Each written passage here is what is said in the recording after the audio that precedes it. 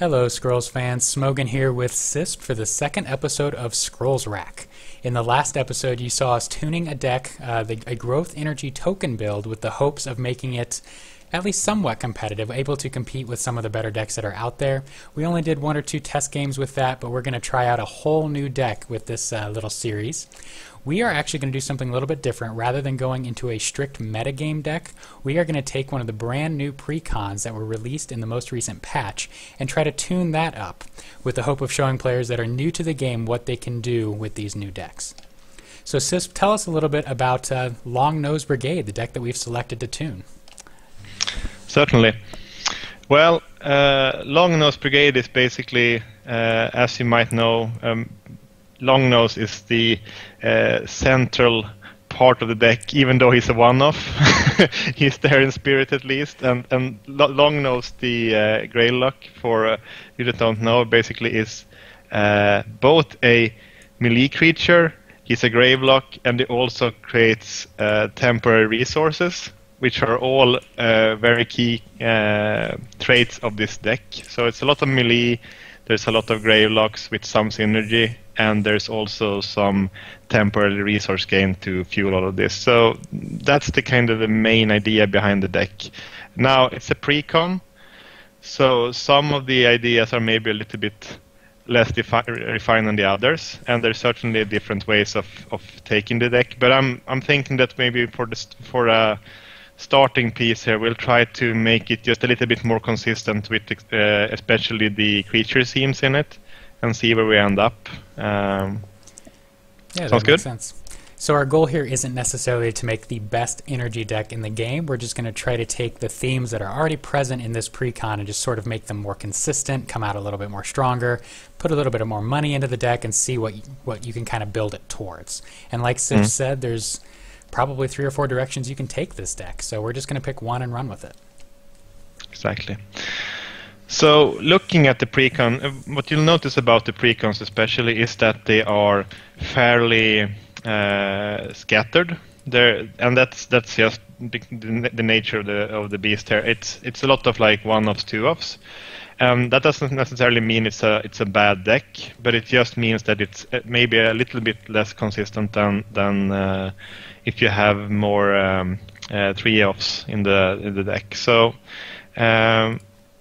what we could do here, of course, is to try to pick some of these major teams that we want to strengthen a little bit, because I think we might need to narrow it down a little bit so that the deck doesn't try to do everything, but then try to focus with increasing the redundancy of those. And with that I mean basically going up to 3 drops where we feel like the some of the 2-offs maybe have like a very good place in the deck and we want to draw them all the time, in line with our idea then of where we want the deck to go.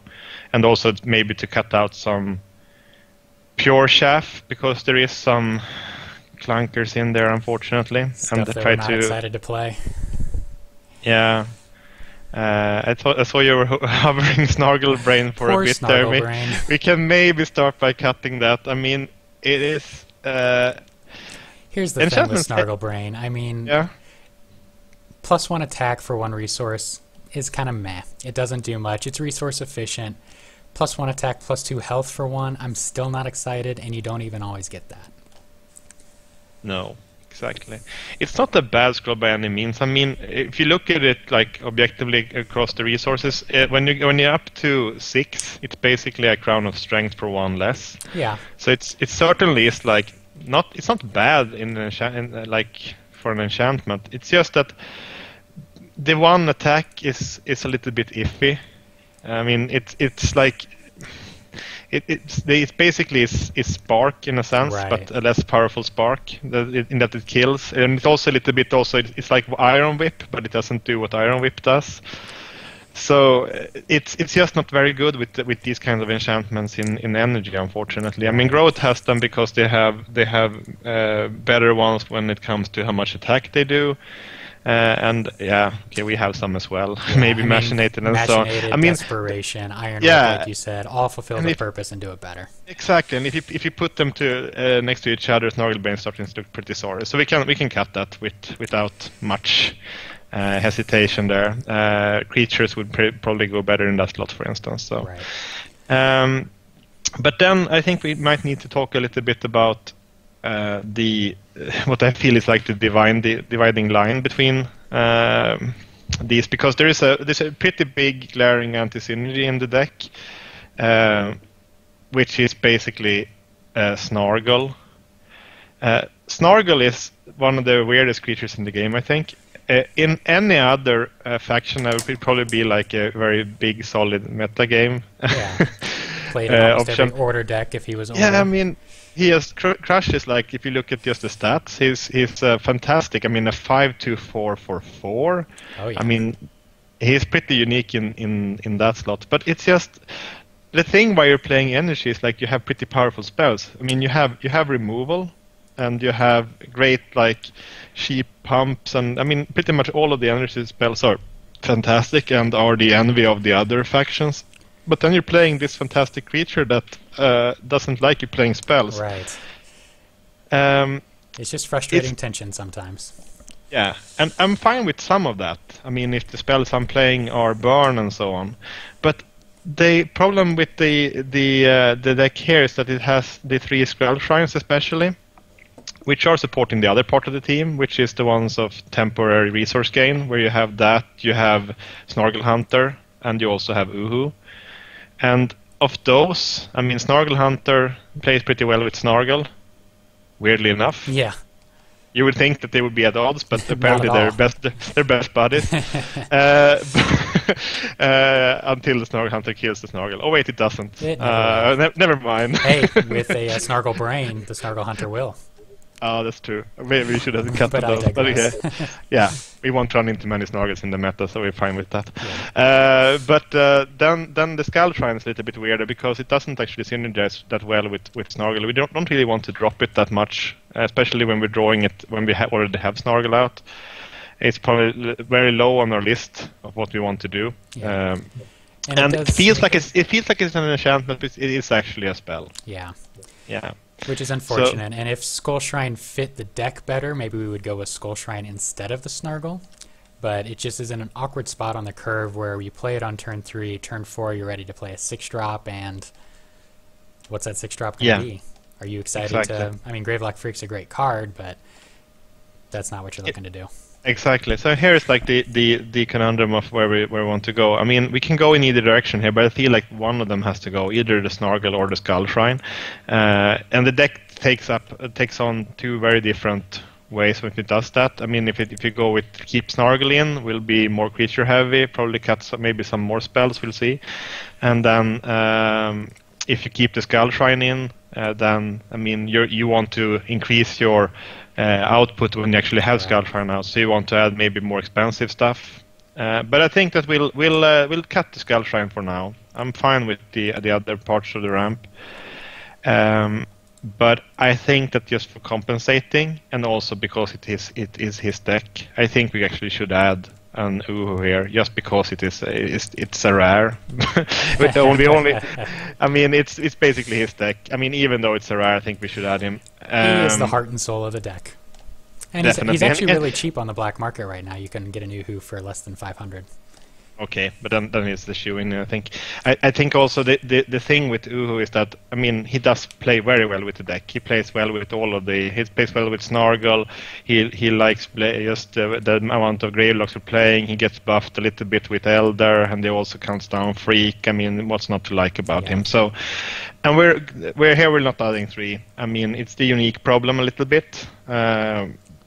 So you're a little bit hesitant to add 3 of the uniques, just because in some percentage of the games he would actually come back to hurt you. You really want to drop a creature and then you draw Uhu and you already have him on the board. And God forbid you forget that you have him on the board and play him anyways. Yeah. Done that. So to keep myself here from doing the weird misplays on camera, I think we should only have 2 here.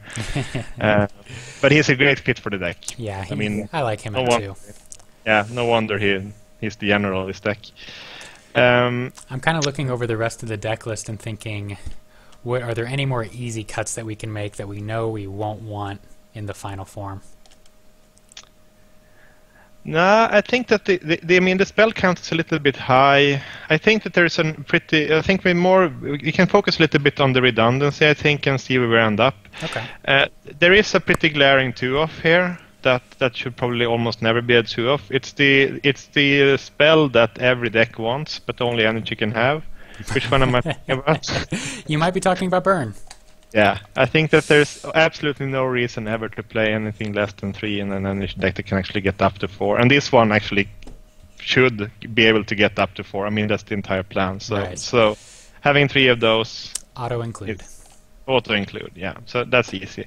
And I mean, the whole 3 Spark, 3 Burn package is I run very that in well. almost every energy deck that I play. Yeah. It's bread and butter. I mean, you could make a case for cutting some sparks here because of Snargle, but on the other hand, it's not a Snargle deck; it's a Longnose deck. So I think we can leave those in. They're very efficient, of course. So that's a little bit better now. We're at 47 at this point because we made some cuts. Not that those not hard either. Can look a little bit on the other sub teams here. We have Gravelocks. We could add more. Do you think we should? We have most of the Gravelocks in the game already included, and several even as 3-ofs. But the one obvious one, and I think there's 2 obvious ones that we need to supplement, is the 3rd Elder and the 3rd Gravelock Freak. I think those are the reason that you play Gravelocks, really, and you need to go up 3 on each of those. I agree. I think we could go up there.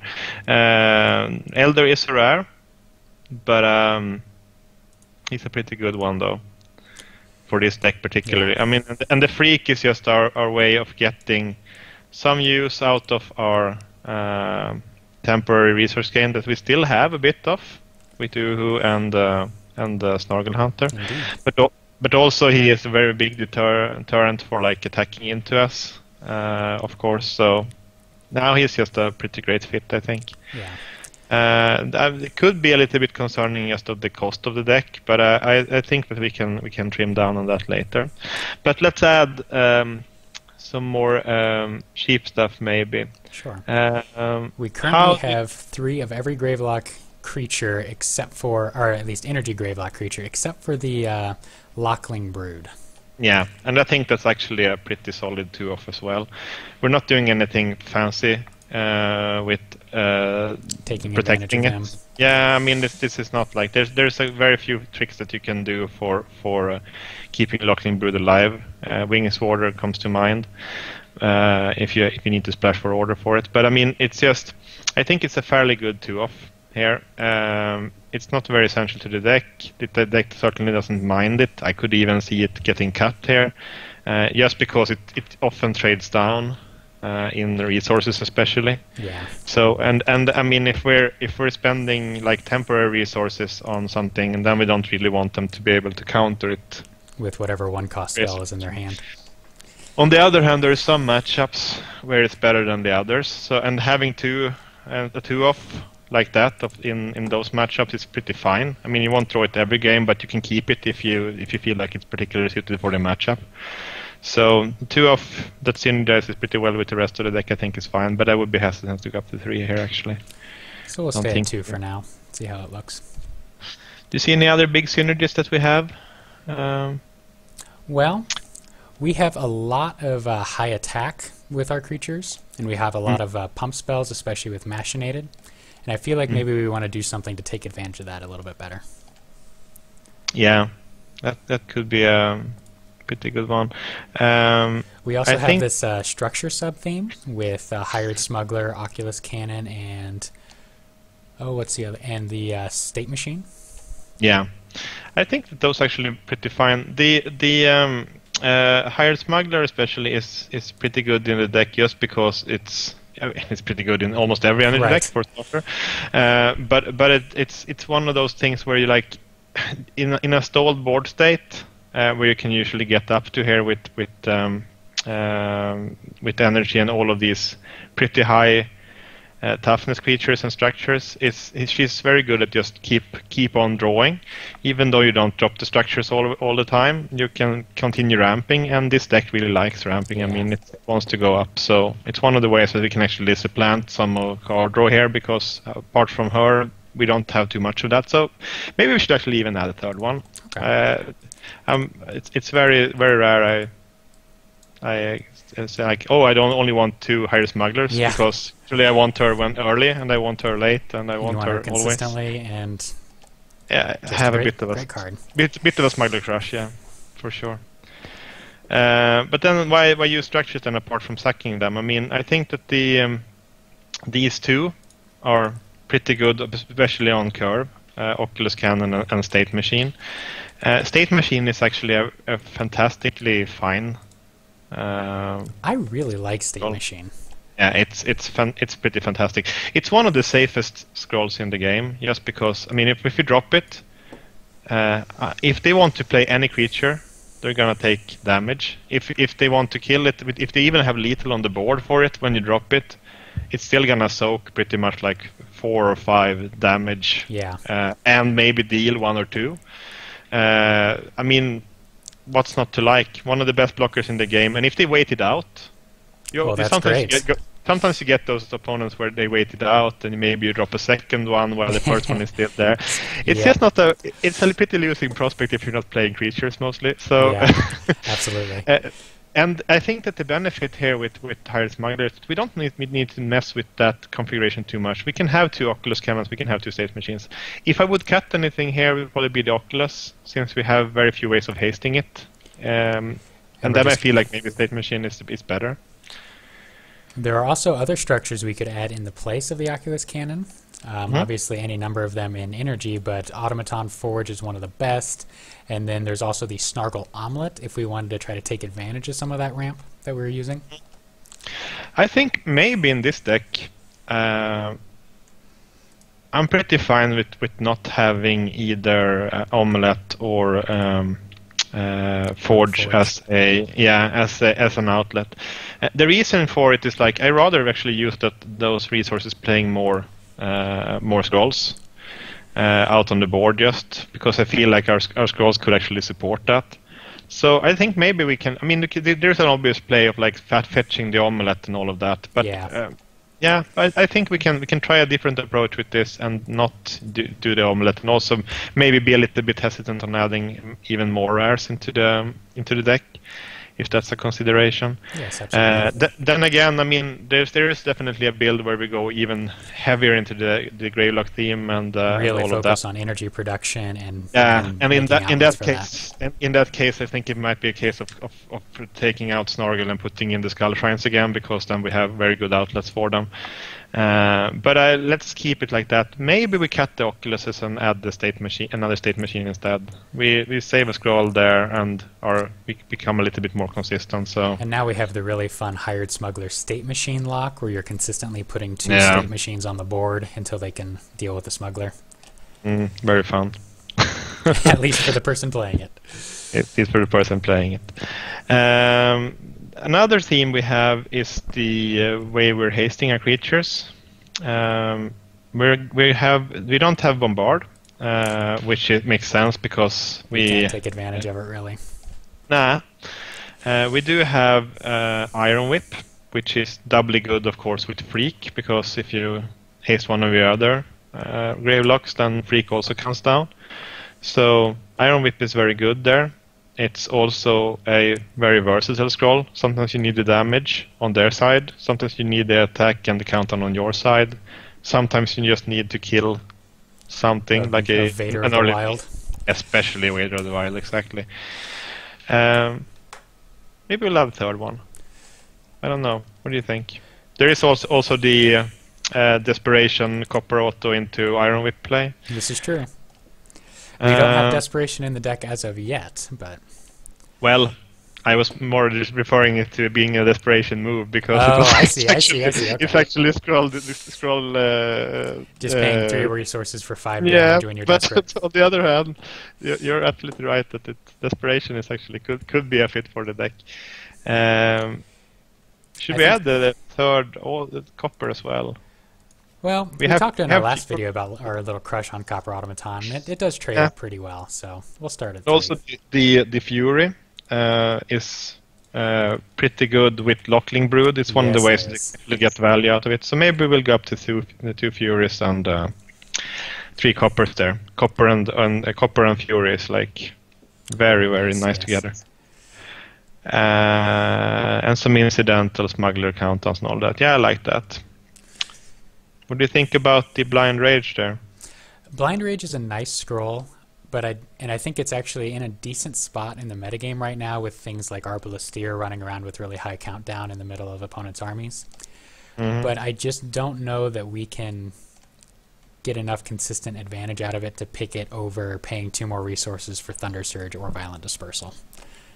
Yeah, let's cut that one. It's a little bit off there, I think. Stormrunner? Stormrunner is another great card. It's much better when you can combine it with Bombard, which obviously we can't. It is quite good with Machinated, which we can do, but we can't do it out of the hand for a surprise attack. So I'm inclined, looking at our 3 drops, we have a lot going on in the 3 spot already, and I'm not sure that we need Stormrunner necessarily. I think we can cut him. As you say, I mean, he's not gonna be much of a surprise out of the deck. Can't do the hasting the same turn play that you can do with Bard.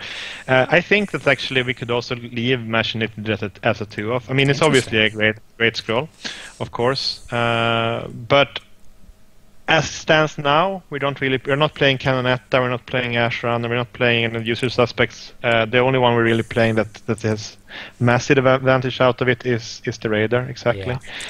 Yeah. And all of the other ones, I mean, we're pretty fine with them actually staying relevant creatures. So I think we can leave 2 in there. I mean, it's obviously a fantastic finish and all of that, but you're eyeing Machinated Mindset, are you? I admit I am. I'm looking at all the melee creatures in the deck, and I'm thinking, do we want to add that in for surprise row clears for 4, 5, 6 attack? It is a great combo. I was running also an aggro energy deck that was running 3 Machinated and 3 piercing projectile, which basically makes any ranged unit that you have clear a row if you can get it to attack. So a gun auto can do a nice 8-4-2-1 combo on them. We don't have the necessarily the same amount of clear like that. And we have 2 ranged creatures that it can't go on. But I think it's not a bad ad. I'm just a little bit concerned on what we take out for it. It's obviously fantastic on Snargle. Yes. It's good on the Freak, and it's decent on some of our smaller creatures, but you're right that we don't have, other than Snargle, anything else that it goes phenomenally on. I think it's also one of those things where it actually might be inconsequential. I mean, Machinated is rarely inconsequential when you play it. Machinated Mindset, on the other hand, sometimes it's fantastic, and sometimes it's just like, kind of meh. Doesn't do anything. And it's a little bit also. I'm a little bit more hesitant to add it here, just because I feel like with energy a lot of the times, since you have such poor draw usually, and you still want to ramp for resources, you often end up with these very light hands where you're like pretty low in hand count and you're almost top decking, like almost blindly. And you draw Gravelock Guard and Machination Mindset, and you can have some awkward turns there with it for sure. So as much as I kind of like it, I feel like maybe if we wanted to play it, we'd have to add more Machinated, and also Desperation probably. Yeah, I'm not sure at this point if we actually can fit it in. Well, let's table it for now, and if we feel like we need more Relentless, and that's really what pulls me towards it, is the Relentless. If we feel like we need that, we can come back after we play some trial games. Absolutely. So basically we have 1 slot if we don't cut anything else. If we look at what we're doing now with the deck, it runs a ton of Gravelocks. So we have a little bit of synergy with Freak and Elder, and we're getting temporary resources out of Longnose. That part looks pretty good. Yep. Outcast is probably the least spectacular one of them, since we have no way of getting that. We could add Plating to be cute. To try to get that heal occasionally, but Yeah, but I think it might be a little bit too cute. Yeah. Plating is pretty fine if we do a omelette build because it clears out of hand, so you can get down can be easier, nice and for that's that. also a nice tempo play. But plays pretty well with Snargle. But yeah, I think that we can leave him at just being a 3/3, sometimes a 3/4.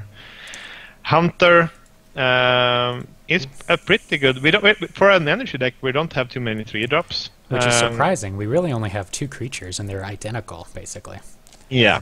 So I think that the Hunter could actually be in there. I mean, if it ever fires, it's pretty fantastic, and it also blocks fairly well. Yeah, I think it's pretty solid. I like Snargle Hunter. And we leave it at 2-off, though. I think it's not as good as the Outcast most of the time, just because we are really counting on Uhu to pull us through there. Right. So that And gives also us 8 drops on Freak is turn 3 with the State Machine, which is nice. Yeah, and Freak is also a pretty big consideration there with having Gravelocks out there. So that looks okay. So the Gravelock theme is pretty good there. We have a mini theme there of Hired Smuggler and State Machine, which is just usually pretty great. Yeah. We have a mini theme of the. I kind of like our countdown suite there with Fury. I don't think we should add more than 2. Iron Whip is especially good in this deck, of course, then because of Freak. We do have kind of this awkward situation towards the top of the curve where we're running 1 Reaver, 1 Thunder Surge, and 1 Violent Dispersal. Yeah. I think that maybe the Reaver is the odd bird out there, as much as I like creatures. Do we need another pretty big inflected creature? Yeah, I mean, I think if we were going with the Machination Mindset build, then we would want him. But without that, I think he gets chump blocked pretty darn easily. It's a fantastic scroll. I mean, it's probably one of my all-time energy favorites. I was so happy when he came out, and I played him so much when he was out, especially in like the beefy energy decks I built around them. But I don't know. He doesn't have too much support in this deck, does he? Not on his. I mean, he's pretty good on his own. It's good. It's just not essential, so we'll see. But I mean, now we're still on, like on we are still looking at adding a scroll. So. Yeah. You know, we could honestly make the argument, and I don't think we should do this just for theme reasons, but since Gravelock Elder lost his attack buff, Reaver is almost better than the Elder, even in a Gravelock deck. Yeah, I think it's actually I mean, Reaver is very unappreciated of like what he does just for the pillage effect is extremely relevant. And very annoying for the opponent. It can be some extremely weird situations where you can move up from top or bottom row, and they can't really do anything about the creatures that you have behind the Reaver if he gets to hit the idols. And if he doesn't get to hit the idols, I mean, he's doing 4 damage to something, so he's doing something right. And with mindset, he's just like so beastly. We could make this the Reaver deck instead, but it's used. So let's not focus on him too much. I mean, as now he's in or out. Depends a little bit on what we do at the top of the card there. Yeah. Do we want to have the expensive removal, or do we want to? Yeah. And what are we weak to here? I mean, we can. What would actually be something that we would hate seeing on the other side of the board? Can we handle the 3 things that I think about wanting to be able to handle, at least for a deck like this that doesn't need to compete with the best decks in the game necessarily? Can I handle a horde of small things? Can I handle something with really high health and armor? And can I handle a couple of big creatures in the back row with enchantments on them? So small creatures then. I would say that we are maybe a little bit susceptible to that. If there are beasts, we laugh all the way to the bank. We kill rats for days. Yes. And be pretty happy about it. We have very little relentless. We have no runners, storm runners either now. We do have State Machine, which helps against the weenies, but yeah, but only like the sisters basically and stuff like that. And the other ones we don't have like Inferno Blast or anything like that. Which could be an addition, actually. It's not terrible in a deck with State Machine, especially for handling weenies, and it does similar work that the Thunder Surge does. The concern is it's another spell to go with Snargle, unfortunately.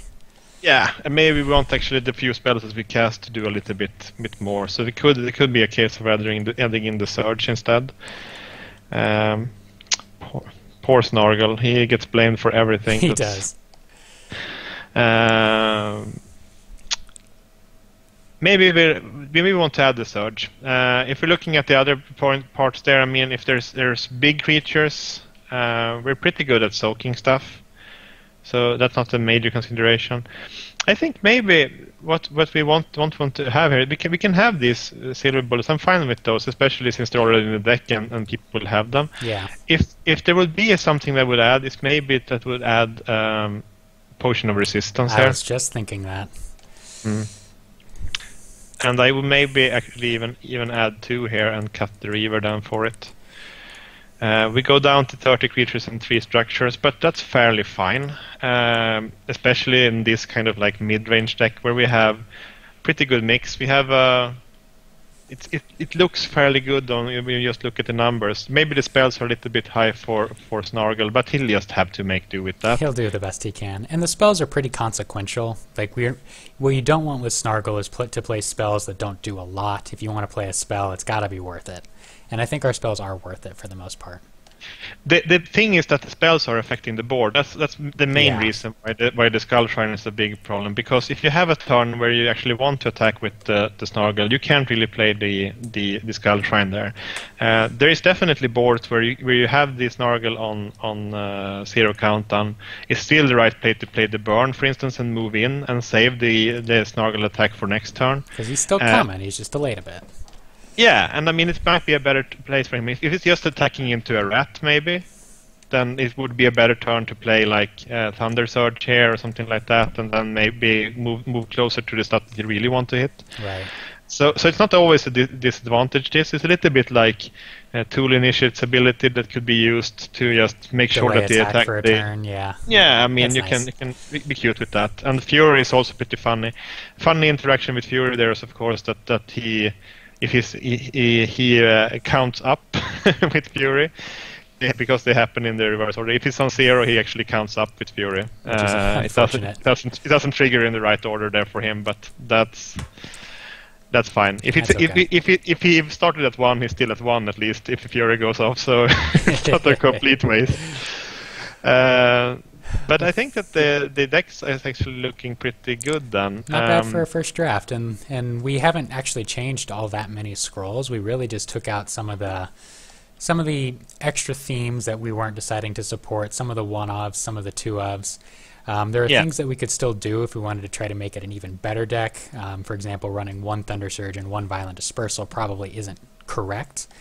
Maybe we would go down to 0 or up to 2 on these, but...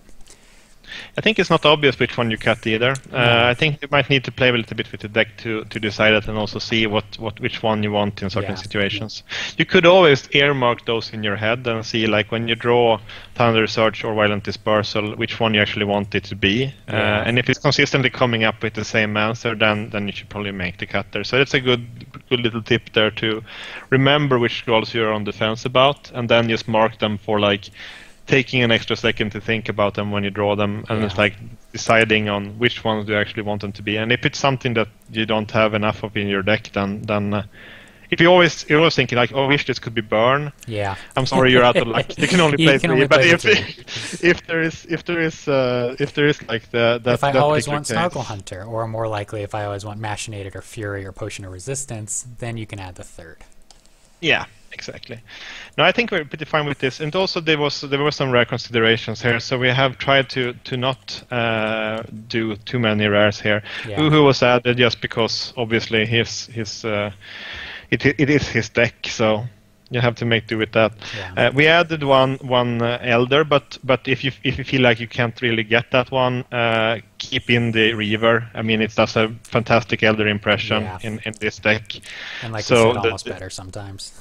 Yeah, so that's definitely fine. It's the Elder is just a little bit more thematic to the deck. Yeah.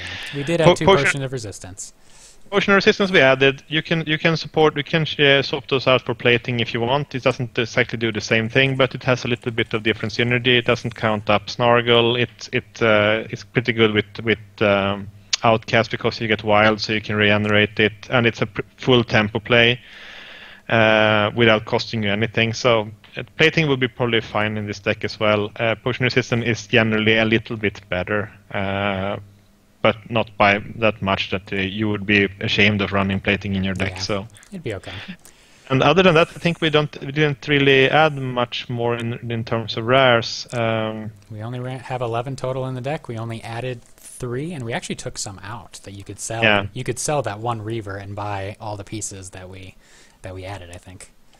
Exactly. I think that and we didn't really hold back that much either. And I think it goes to show also that the core of a lot of decks is actually composed with especially uncommons and the solid commons. So it doesn't necessarily mean that you can just jam rares into the deck and make it better. It needs to be the right ones. It's really rares are mostly for when you want those particular effects that you can't get anywhere else. But like Gravelock Burrows is a great example. It's something we could have easily added to this deck. It's a rare. I don't know that its effect is something we really want, but we could have. But exactly. That could have been a thing, but we're pretty fine without it, I think. Yeah. Now I think we managed to still keep most of the synergies intact there with having the temporary resource gain, the Gravelocks in, and also the melee focus without. So we didn't add Bombard or anything like that, or piercing projectile or anything like that to still keep it a pretty durable deck that can attack. Yeah. Well, now I'm excited to see it in action, so I think we'll wrap this up here, and there will be a link at the bottom of this video to the first test game where we see how the Longnose Brigade version 2 or 1.1, whatever you want to call it, fares against Sysp playing. I actually don't know what he'll play. It'll be interesting to see. Sounds exciting. All right, thanks guys for watching. Check the link below to see the first game. Thank you.